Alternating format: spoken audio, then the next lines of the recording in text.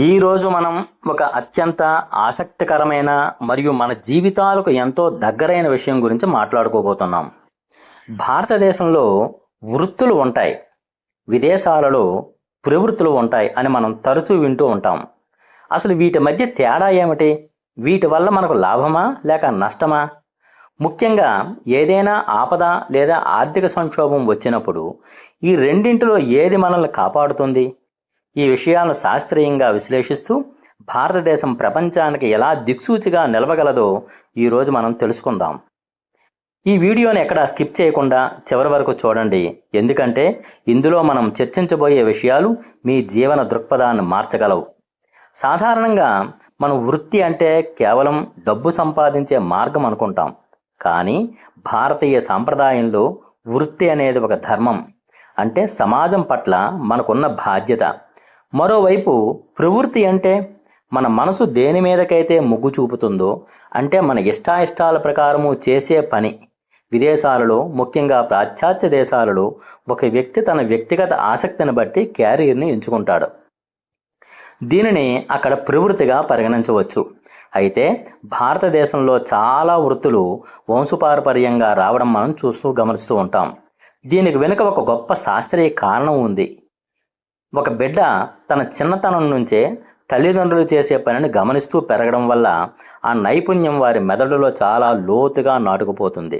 దీనిని వైజ్ఞానికంగా న్యూరోప్లాస్టిసిటీ అంటారు.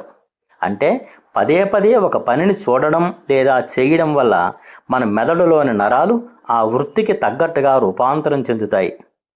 వంశపారపర్య వృత్తుల వల్ల ఆయా రంగాల్లో నవనీత లేదా కొత్తదనం ఉండదని కొందరు అనుకుంటారు. కానీ వాస్తవానికి ఒక వృత్తిపై పట్టు ఉన్నప్పుడే అందులో కొత్త ప్రయోగాలు చేయడం సాధ్యమవుతుంది. పుస్తకాల్లో చదివితే రాని ఎన్నో సూక్ష్మ నైపుణ్యాలు తరతరాలుగా ఒక తరం నుంచి మరో తరానికి అందుతాయి. దీనినే అవ్యక్త జ్ఞానము అంటారు. ఉదాహరణకు వారణాసి చేనేత కార్మికులు కానీ లేదా కేరళలోని ఆయుర్వేద వైద్యులను కానీ గమనిస్తే వారు తమ పురాతన పద్ధతులకు ఆధునిక సాంకేతికతను జోడించి అద్భుతాలు సృష్టిస్తున్నారు. ఇది వారికి ఒక రకమైన జీవన భరోసానిస్తుంది. బయట ఉద్యోగాల కోసం వెతకాల్సిన అవసరం లేకుండా తమ చేతిలోని నైపుణ్యమే వారిని రక్షిస్తుంది. ఇక ఆపద సమయాల్లో ఏది పనికొస్తుంది అనే విషయానికి వస్తే చరిత్ర మనకు కొన్ని పాఠాలు నేర్పింది. 1929లో ప్రపంచవ్యాప్తంగా గొప్ప ఆర్థిక మాంద్యం వచ్చినప్పుడు అమెరికా వంటి అభివృద్ధి చెందిన దేశాలు కుప్పకూలాయి. కానీ అప్పట్లో భారతదేశం తన ఉనికిని కాపాడుకోగలిగింది. దీనికి కారణం మన గ్రామీణ ఆర్థిక వ్యవస్థ స్వయం సమృద్ధి కలిగి ఉండడమే. అలాగే ఇటీవల కరోనా కష్టకాలంలో కూడా సాఫ్ట్వేర్ లేదా ఇతర ఆఫీసు ఉద్యోగాలు చేసేవారు ఎంతో ఇబ్బంది పడ్డారు. కానీ చేతి వృత్తుల వారు, స్థానిక వనరులపై ఆధారపడి జీవించేవారు తమ నైపుణ్యంతో ఏదో ఒక రకంగా గట్టెక్కగలిగారు. విదేశాల్లో ఉండే ప్రవృత్తి ఆధారిత ఉద్యోగాలు తరచూ మార్కెట్ ఒడిదుడులపై ఆధారపడి ఉంటాయి. మార్కెట్ పడిపోతే ఆ ఉద్యోగాలు మాయమైపోతాయి.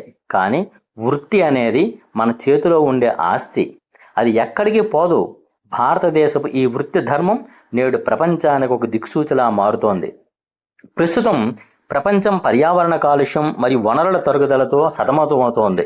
భారతీయ వృత్తులు ఎప్పుడూ ప్రకృతికి హాని కలిగించకుండా సాగుతాయి. మన సాంప్రదాయంలో వసుదైక కుటుంబం అంటే ప్రపంచమంతా ఒకే కుటుంబం అనే భావన ఉంది. మన ఆయుర్వేదం, యోగా, సేంద్రియ వ్యవసాయం వంటివి కేవలం మన దేశానికే కాదు, ప్రపంచం మొత్తానికి సుస్థిరమైన జీవన మార్గాన్ని చూపిస్తున్నాయి. వనరులను వృధా చేయకుండా పర్యావరణాన్ని కాపాడుతూ ఎలా అభివృద్ధి చెందవచ్చో భారతదేశం ప్రపంచానికి నేర్పిస్తోంది. అయితే ఇక్కడ మనం ఒక విషయాన్ని గమనించాలి. వంశపారపర్యంగా వృత్తులు రావడం మంచిదే అయినప్పటికీ అది ఒక వ్యక్తి స్వేచ్ఛను హరించకూడదు.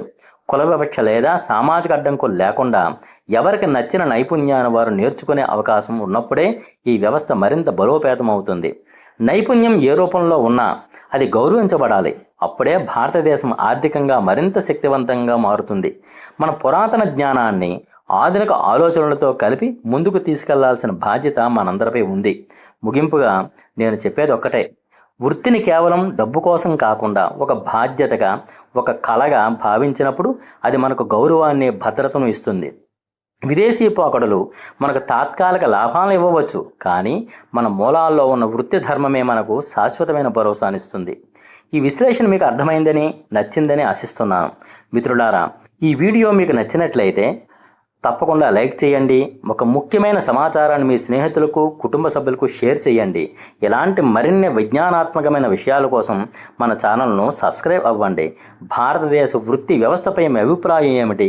ఆపదకాలంలో మనల్ని కాపాడేది మన నైపుణ్యమేనా? మీ ఆలోచనలు కింద ఉన్న కామెంట్ బాక్సులో మాతో పంచుకోండి. మరో ఆసక్తికరమైన అంశంతో మళ్ళీ కలుద్దాం.